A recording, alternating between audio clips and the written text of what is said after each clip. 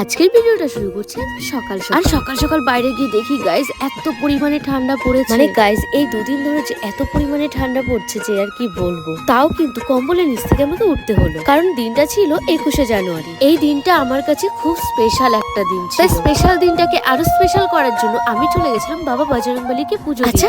আমরা বাঙালিরা কিন্তু কোনো শুভ কাজ করতে গেলে কিন্তু ঠাকুর দেবতাদের পুজো দিয়ে, তাই বেশি দেরি না করে আমি আর আমার বোন কিন্তু চলে গেছিলাম বাবাকে পুজো দেওয়ার জন্য। পুজো কমপ্লিট করে আমি কিন্তু এখানে আমার ভাইয়ের কপালে টিপ দেওয়ার জন্য যাচ্ছিলাম।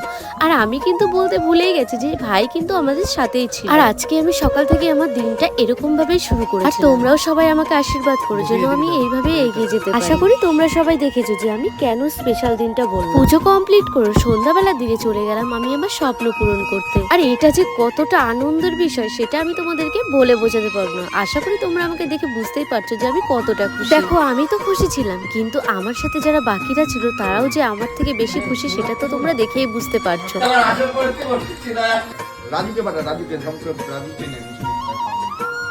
একবারে যাচ্ছি। হ্যাঁ শুভদা, ভালো কিছু খাবার নিয়ে আসো। আমাদের আজকে নিরামিষ।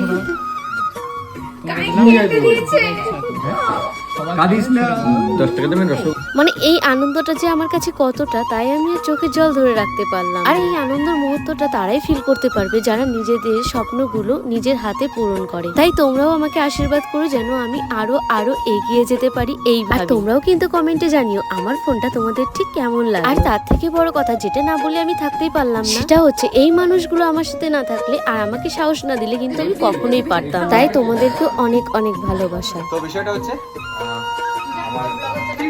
আমার শালি আজকে আমার এই বন্ধুর দোকান থেকে আইফোন নিল, ঠিক আছে 50। তো কথা হচ্ছে বন্ধু কিন্তু বিভিন্ন ধরনের আপডেট অ্যান্ড্রয়েড ফোন থেকে